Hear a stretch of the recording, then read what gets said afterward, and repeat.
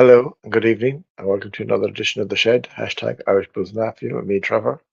You're very welcome along to this Thursday evening. We had nothing but rain all day, non-stop, constant, nearly all week. It's been a disappointing week with the weather, but we're still here and happy to be here. We get the show on the road anyway, and we'll see how it goes. You're very welcome along to this evening. Right now, what I'm going to talk about is just a couple of things, interesting things that I was reading during the week about fandoms and how big the bills are around the world and who's the biggest here in Ireland and what are the other teams that are huge at the minute. Um, then I have a competition I'm going to be running starting at game week one, but I'm going to announce it now because people need to get ready for it. Then I'm going to talk about a few different things that have popped up in the news during the week. Um, and then a bit about the Bills themselves. And I am going to talk about a small bit about the NFL Top 100. Um, it's not going to be positive, so but it'll be interesting. So that's the idea of my show for tonight. So we'll crack into it. So this week I was just reading there was a study utilizing Google search data, and it has revealed the most popular NFL teams from each country. So in America and around the world, they came up with all who is the top supported team, and the most popular team searched on Google anyway is the Dallas Cowboys. Number two was the Kansas City Chiefs, and number three was the Buffalo Bills, which is happy days. In America, they seem to be the team that has the American vote for the most searched team, or you're only searching a team if you're interested. So I said I'd have a look at who's the biggest two teams in Ireland and the UK. So in Ireland, no surprise, Brady's New England Patriots are still the big, most searched teams here. And in the UK, it's the Miami Dolphins, which I am kind of surprised because, we're next door neighbours and we both watch the Patriots come up, but maybe the sunnier climate in Florida has the UK people more interested in them than Boston. But it was interesting. And looking at this map now, how correct or it is, but the markets that the Bills could tap into are huge. And there's a market here in Ireland. Now, they let the Jets in, and I think they should have got in before the Jets. Well, we have to wait for them to get out or come in after them or whenever. Um, it's just, I think it's a opportunity missed. We are tiny here in Ireland. I'm trying my best to grow the Buffalo Bills. I will keep trying to grow the Buffalo Bills, but compared to the Patriots, compared to the Cowboys, the Giants, and a few other teams, Dolphins included, and Jets, and Jaguars now who have moved into the market, and the Steelers, we're falling behind here with support, especially when the game has taken off so well. But we'll keep trying anyway. That's the whole point of it. Um, so it was an interesting article I read and photo. So I just thought I'd pass it on to you. So the competition. So what the competition I'm going to run this year is it's the predict the games each week. So I did it last year myself with my videos, and I'm going to try and contact the lads in NFL Ireland to see will they come on board. They were doing it themselves. It's only a bit of crack, but what I'm going to do is I'm going to put up for the winner. I'll explain the competition first, and then I'll give the prize out afterwards. So each game week there'll be a set of games, and before the start of that particular game week, you will have to enter who do you think is going to win each game on that game week. For every correct prediction, you get a point. At the end of game week 18, the person with the most points wins the competition. If there is a tie by some chance, then we'll use the wildcard weekend for that. The people that are in the tie um, to predict the wildcard weekend, and whoever finishes on top of that, well, then will win it, and so on. But the prize I'm going to give is an Irish Bills Mafia hoodie, but it's not just going to be a normal Irish Bills Mafia hoodie. It's going to be one of a kind because on it will be the Irish Bills Mafia crest, and either I'm on the side, I'm still designing it, but on the front or on the back. But if it's on the back, it won't be over the crest. But if it's on the front, it'll be over the crest.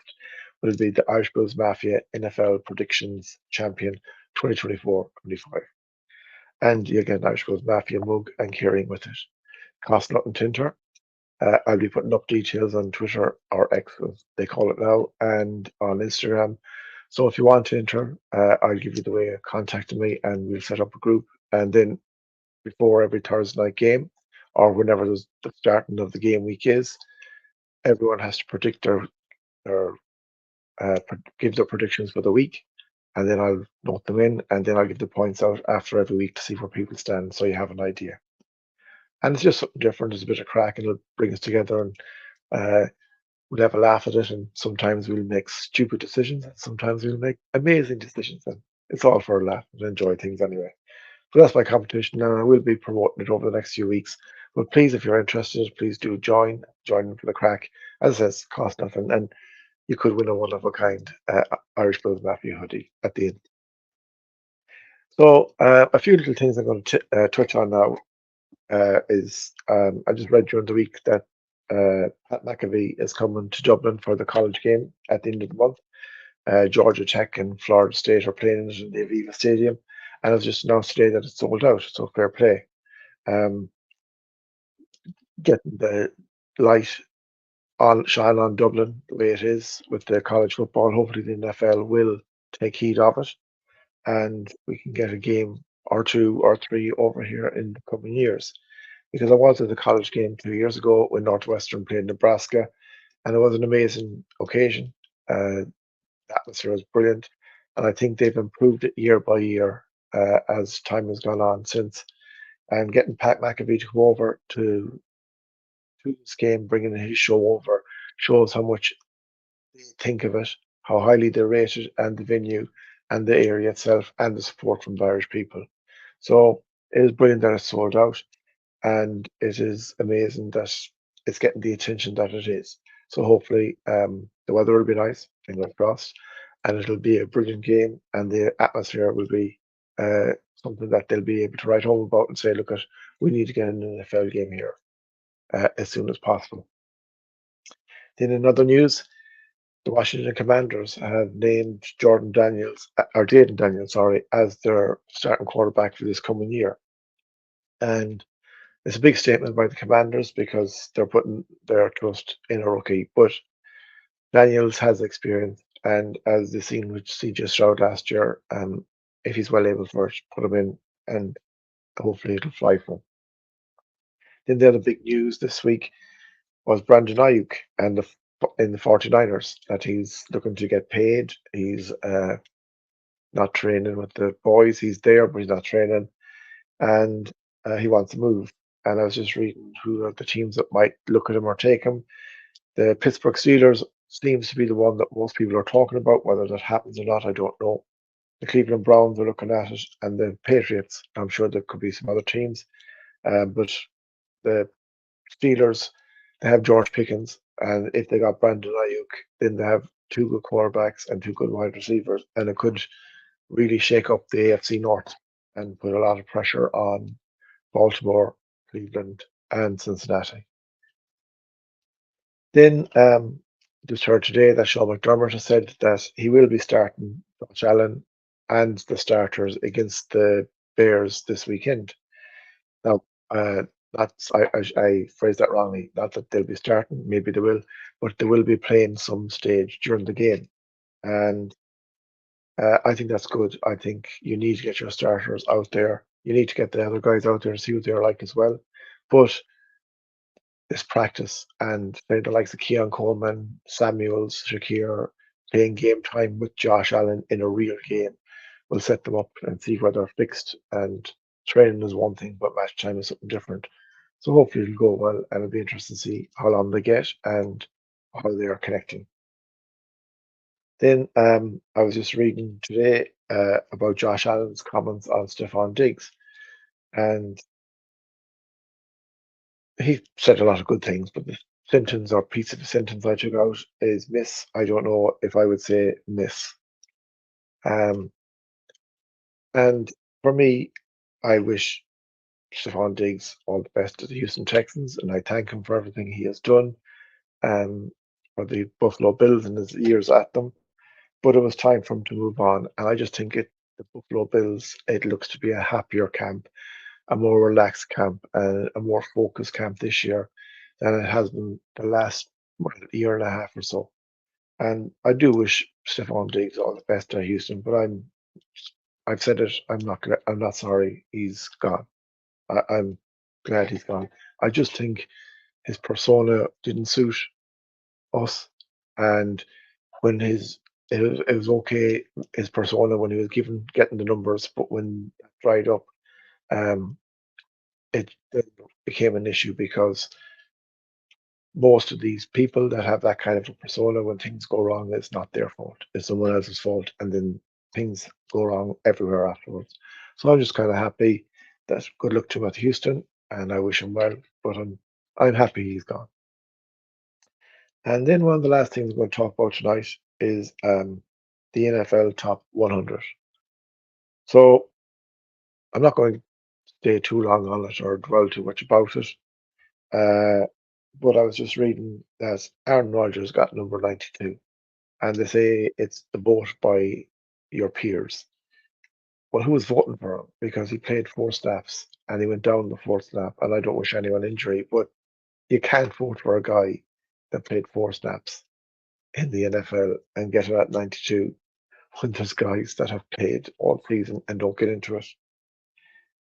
But we'll play devil's advocate for a minute and we'll just move on and we go, where did Josh Allen come? Number 12. You go, that's a joke. Where did Justin Jefferson come? Number 18. That's a joke. Where did Amon-Ra St. Brown come? Number 23. That's another joke. And Micah Parsons, the Dallas Cowboys, where did he come? Number 17. Another joke. Now, I'm not saying they should be in the top 10. I am saying for Josh Allen, but I'm not saying the rest of them. Jefferson, I think, and Amon-Ra St. Brown have very good cases to be. Micah Parsons up around 11, 12, but still not at 17. But I'm just going to go through the top 10, and I'm going to not going to say there should be one or two or whatever, but I am going to say should they be in the top 10 or not. So Max Crosby in the top 10. Max Crosby's class. Um, he'd be hovering around that, and he's number 10. Travis Kelsey, number 9, should be higher. TJ Watt, number 8, had a great season, but not top 10 for me. Trent Williams, number 7, had a great season, not top 10 for me. Chris Jones, number 6, is a top 10, but not at number 6. Miles Garrett, number 5, top 15, yes, not top 5. Patrick Mahomes, number 4, joke. He won the Super Bowl, to number 1, should be. Christian McCaffrey, number 3, not going to argue with that. Lamar Jackson, number 2, I don't care if he got MVP or not, he shouldn't have, and not top 10. And Tyreek Hill, number 1, didn't make the playoffs. Don't care what kind of season he had. He bottled it with his Miami Dolphins, didn't make the playoffs, not number 1. Maybe number 9, 10, 11, but not number 1. That's like you're looking at Patrick Mahomes wins the Super Bowl 2 years in a row, number 4. Travis Kelsey wins the Super Bowl 2 years in a row, number 9. Now, my issue with Kelsey, and I like the lad, and I think he's a brilliant inspiration and to his personal life. But when he squared up to Andy Reid on the Super Bowl night on the sideline, um, he lost marks at me because the coach makes the decisions right or wrong. That's how the team works. He's the boss, and a player shouldn't be dictating. I don't care if he rolled him up or whatever. That wasn't the place or the way to do it. But anyway, um, that's my 2 cents on the top 100. The last thing I'm going to talk about tonight is I'm going to talk about a team that I think is a dark horse. Now, it's been wrote off. It's not Buffalo Bills, so don't worry. But we are kind of wrote off too. But we'll rise it up from our own ashes. Um, But as a team that got to the playoffs 2 years ago, quarterback got badly injured last year. He's coming back this year. They got him a class wide receiver. They've rebuilt their O line, and I think they're an NFC team that can go a long way this year. But if they don't go a long way this year, and I mean make the playoffs minimum, I think they might have a new GM and a new head coach come next season. Just from watching Hard Knocks and hearing a few bits afterwards, and that's the New York Giants. They really look like a team. I've just seen few clips from their training with Detroit Lions yesterday, and Malik Neighbors and a few of the Detroit boys got stuck into each other, and they didn't back down. And it looked like a team that's really united, really focused. And the one thing that I took from Hard Knocks was when they were going for Malik Neighbors, they had him pinned a long way out, and it was his personality, his desire to win. Even Coach Dable on it asked, "Do you like to lose? Like, and how do you feel about losing? And you know, do you get annoyed, mad at yourself, and mad at things?"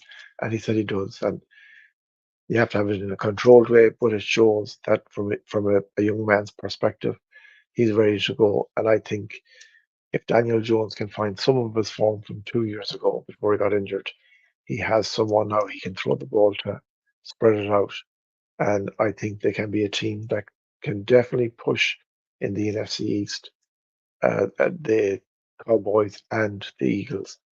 And I wouldn't write out the Commanders, but I think they'll be the poor relation in the four this year because they're really rebuilding.